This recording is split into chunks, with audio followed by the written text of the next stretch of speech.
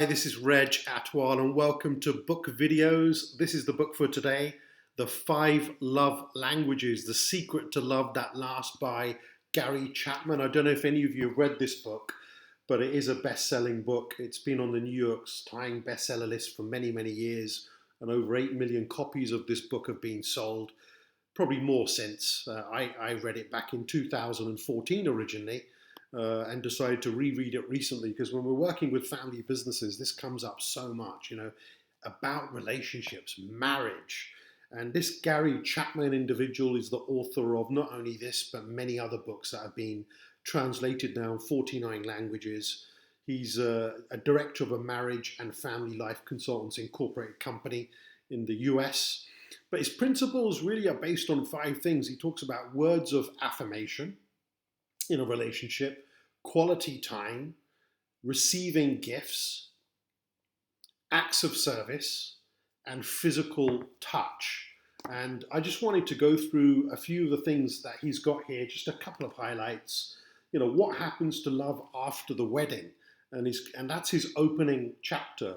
Before marriage, she was never negative. Now, by the way, he uses the word he, she, it's not based on just one version.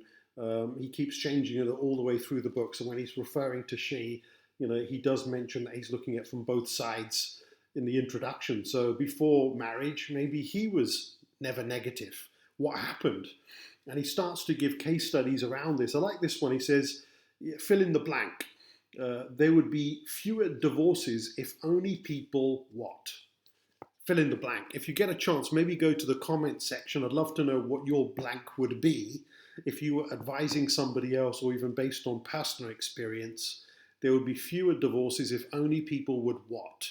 Fill in the blank. So that's quite an interesting area.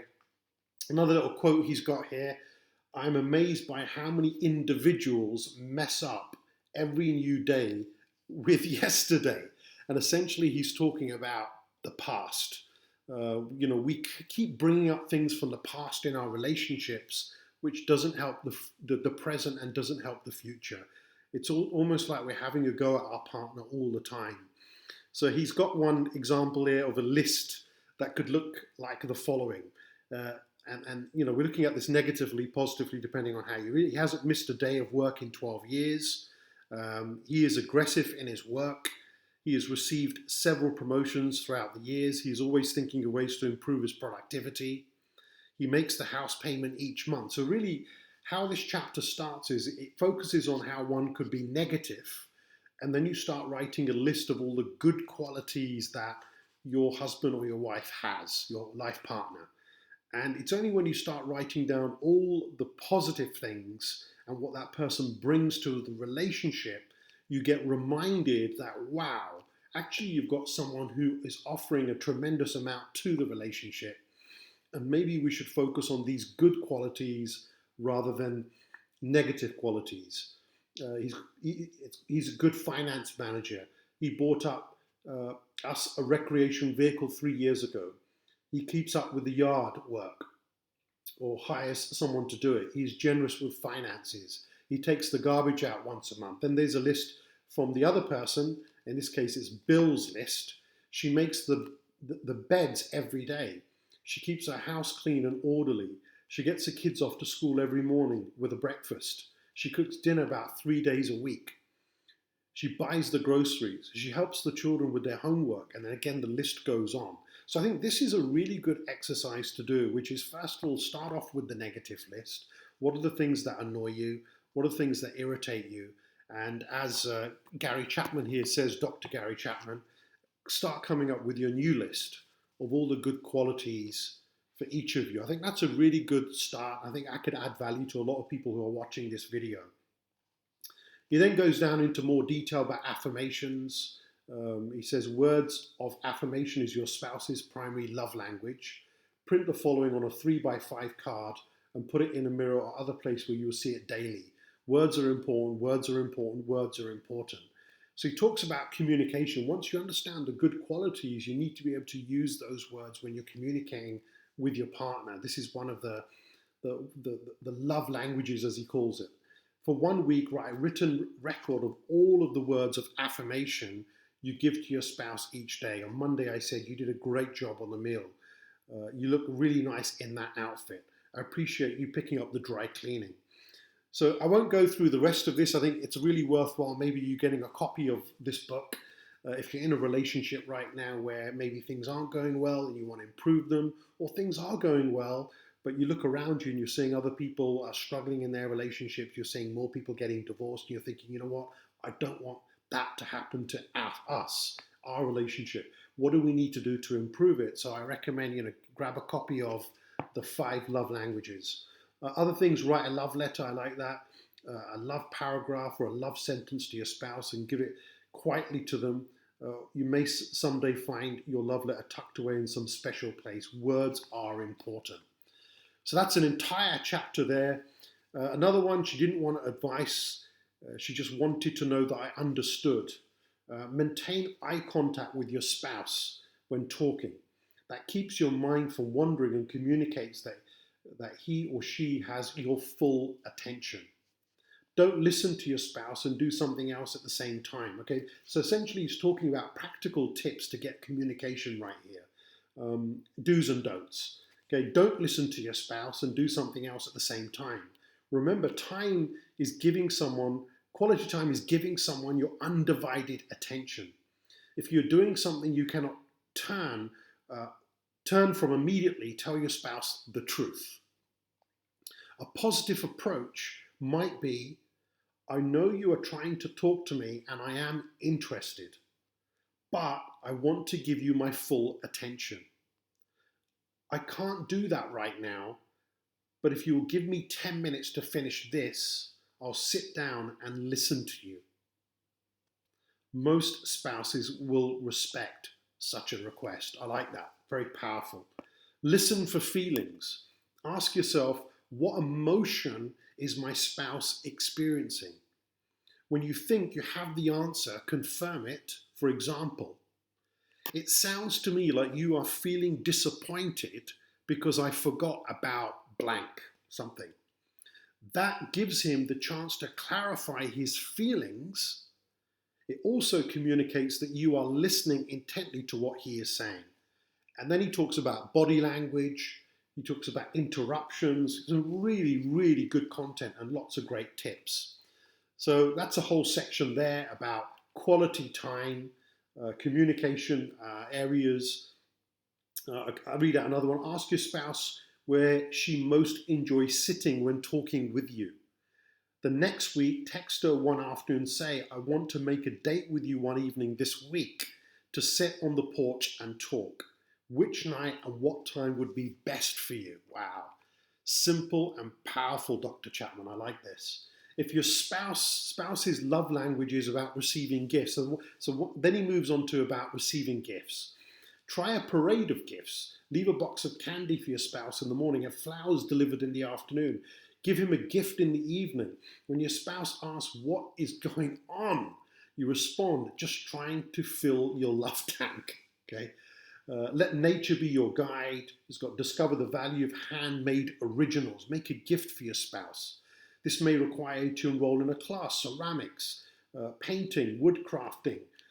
Purpose for enrolling is to make your spouse a gift, giving them something special. It means that you've really put time into this. Keep a gift idea notebook, so you end up generating more and more ideas for the future. Acts of service is another entire chapter he has in the book. Make a list of all the requests your spouse has made of you over the past few weeks. Select one of these each week and do it as an expression of love. Print note cards with the following. Today I will show my love for you by doing A, B, or C. Complete the sentence with one of the following. Picking up the clutter, paying the bills, fixing something that's been broken a long time, weeding the garden, and obviously the list goes on of chores that could be done. Ask your spouse to make a list of 10 things he or she would like for you to do during the next month. Then ask your spouse to prioritize those, numbering them from 1 to 10, with 1 being the most important and 10 being the least important. And now use this list to plan your strategy for a month of love. So again, lots of really great tips there. So here's another chapter where he gets into physical touch. He's got a quote. Once I waited for 6 weeks before she touched me at all. So he's really talking about how important touch is in your relationship. The physical touch is important to all of us. He says, as you walk from the car to go shopping, reach out and hold your spouse's hand. While eating together, let her knee or foot drift over and touch your spouse. Walk up to your spouse and say, have I told you lately that I love you? Take her in your arms and hug her while you rub her back and continue. You are the greatest. And he's got here almost 8 different ideas to give you suggestions around how to create better physical touch and connection with your partner. Your picture of a perfect mate should give you some idea of your primary love language. Another quote he's got here. And then that's it. Those are the main areas I want to cover today. Then towards the end of the book, it gets really intense, I would say. I read through the last chapter recently, and it's very strong about signs to look for if your marriage is in serious trouble.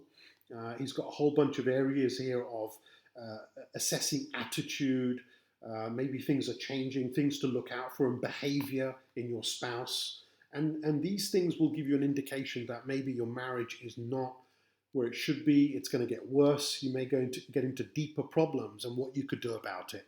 And then towards the end, he's got a whole chapter on frequently asked questions. I'm not going to give you all the answers, but I'll mention the questions. What if I cannot discover my primary love language? Okay, so that's question number 1. What if I cannot discover my spouse's love language? Does your love language change as you get older? That's a good question. Does the 5 love language concept work with children? I believe he's got an entire book for children, which I must get a copy of. So I suppose the answer to that is yes. In fact, reading his answer says most definitely. So he has got an entire book just for children and teenagers. What if your primary love language of your spouse is difficult for you? Are some of the love languages found more among women, others with men? And he's got another 5-6 pages just on FAQs.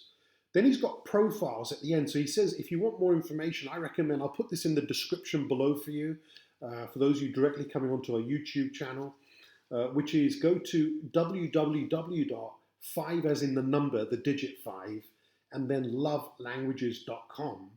And apparently there's an interactive version of the personal profile that you can do for husbands and wives. So he's got an entire questionnaire here. First of all, the first one he's got is for husbands. I'll go through a couple of them. You have to answer them in different ways. So I've got, I wish my wife would send me more affectionate emails or texts. I would like more hugs from my wife, and then you have to prioritize them. I would like my wife to run errands or put petrol in my car. I wish my wife would touch me more. And again, you have to go and grade all of these from A, B, C, D, and E. And then it tells you at the end maybe what you need to work on. So I think I'll go and check it out as well online. Going back, that's the www.5 as in the digit lovelanguages.com.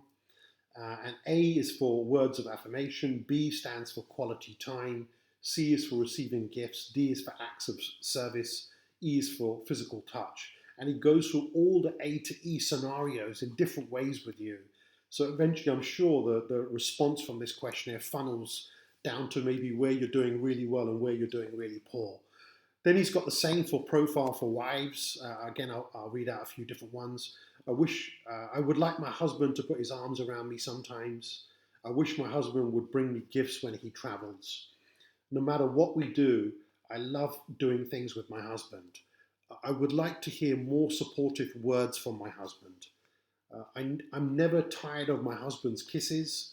I want my husband to show more interest in things I care about. So that is the profiling. Go and check it out. Looking at his other books, he's got books on engagement and marriage, parents, around children, your adult child, families, one-on-one conversation starters for families. He's got a whole section here to do with hope, desperate marriages, and appreciation in the workplace. So I'm looking forward to checking out some of the other books. The 5 Love Languages from Gary Chapman. I hope you enjoyed that quick book video. And please leave your comments below. Hit the like button. Definitely subscribe to the channel. Book Videos is only one of the 10 shows that I have on the channel. And we've got plenty other content and at least one video drop every single day. So thanks for watching. Bye for now. See you again.